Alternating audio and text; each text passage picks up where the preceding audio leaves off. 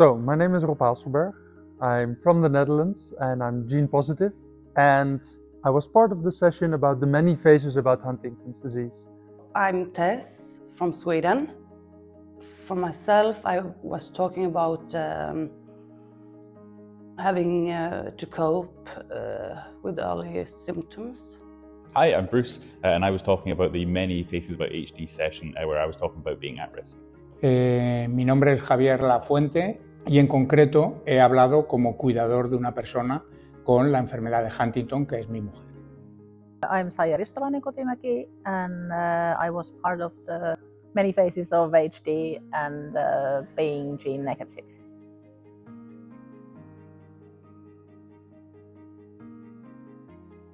So I showed the story in my family from my grandmother, my mother to myself, and then my son, where how my grandparents in a very healthy way aligned with the disease. My mother being in total denial, being almost the polar opposite, and my struggles then after testing positive. And then my, I would say, luck to have a son that I could get without HD after the IVF with PGT. I was talking about like how it started for me. For me it was a lot of mental illness, outbursts when I was growing up, and when I myself starting to realize that it's had connection with HD. And yeah, I'm just trying to explain how you could continue to have a life, feel good. I have worse days, and then just find a way to cope. So I tried to give a little bit more of a different perspective on my story, where I've told my story a couple of times in the past, but this time I wanted to tell it in a slightly different way. So I involved a Monopoly board and tried to get people thinking about the chance which impacts my HD journey.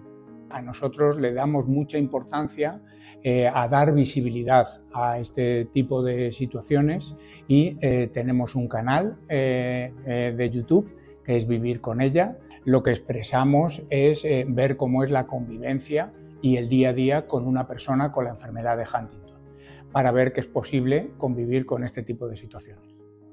In my presentation, I tried to focus on the effect that the negative result can have in your life, and also the survivor's guilt that is quite often related to it, that we feel guilty for surviving, and we have difficulties in rejoicing our own result when our siblings' result might be different.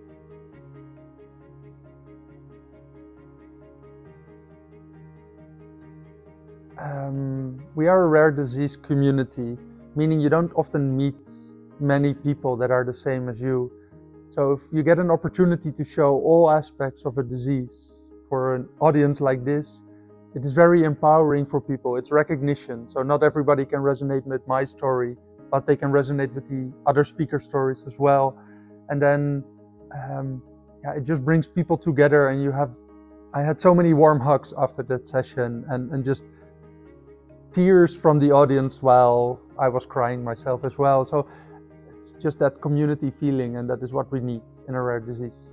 I think it's important to hear about the different perspectives of people's HD journeys and why that they decided to take the decisions that they took. Y creo que es una manera de abarcar en 360 grados los diferentes aspectos de la enfermedad de Huntington. We need to see a broader picture of HD. For myself, it has been very important to find and hear stories from other negatives. It's really important to get a little bit of everyone's story at the same time. And I don't know, it gives so much for everyone, I think, to actually, like we say, many faces, you have them here up front. So I think everyone enjoyed it.